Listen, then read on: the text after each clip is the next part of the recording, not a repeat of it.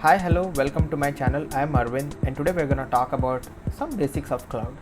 So, like everyone starts thinking about cloud, start learning various cloud platforms. When they approach cloud, they take up specific vendors cloud platform and start looking at various services, how they could create probably the resources in that cloud platform, maybe learn APIs, do certifications, do training courses, etc. But over a period of time, like when you change companies, or probably when you are trying to, when your own company is trying to move to a different cloud platform, you might want to, you might fear that the things that you have learned have no relevancy in the new cloud platform or something like that. So in this video, what we are going to try to understand is like some basics of those cloud platforms, and that helps you to probably easily understand anything and everything. Of course, this is all there on the internet.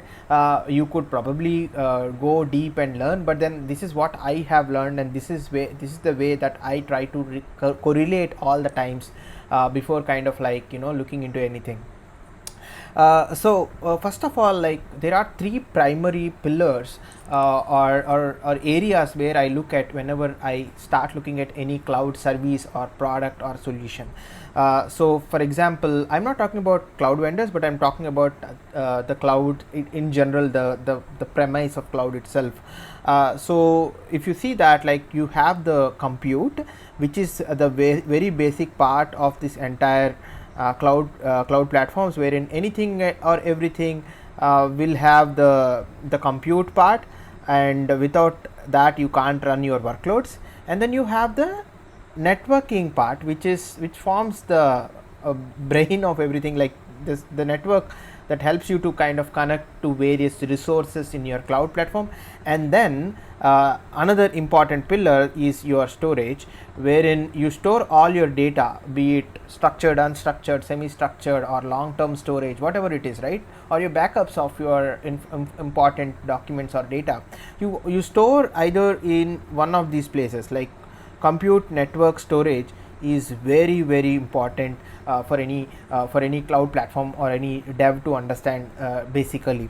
What difference that is make, like what are these three things will do? So for example, each of this cloud platform will either launch product solutions software in one of these areas, or by clubbing each one of these areas, and upon which we are seeing more and more advances, and that is represented in newer terms or newer brand specific service names, etc. So for example, to start with, you have obviously the famous compute platform is AWS EC2, which is essentially a VM service that you could spin up VMs. Of course, there's a lot more to it, there's a lot of depth in it.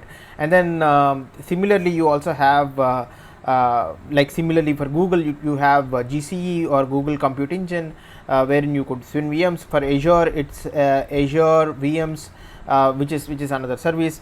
And similarly in the network area, you have so many network related concepts which are parallel across the clouds, but then like they carry this common same denomination, or understanding, like say be it cloud DNS in Google Cloud, like you have DNS mapping service, and then the famous Route 53 in AWS. Or you could think of something like again, Azure also have Azure DNS. So on the storage side, you have a lot of similarities. You have the databases, you have the you have the block storage, which is represented as like EBS in some places, which is represented as like persistent disk in some places, file stores, etc. Of course, you have the object store, which is like S3 in AWS. You have and you also have the in Google Cloud, it is GCS. In Azure, it's called Azure Cloud Storage. So in storage, again, it's again a whole lot of things. Now all of these together form various services. Okay, so each of this cloud have these pillars, and that kind of helps you to like understand and learn more about each one service as well. So it might be a great coincidence, a service or a product or a solution launched by a specific cloud platform might have all these three components involved. Like say for example, if you take the Elasticsearch, and then if you are spinning up a Elasticsearch instance, that means you are spinning up using the compute, you are using the storage, you are also using the networking part by creating a VPC around that particular cluster.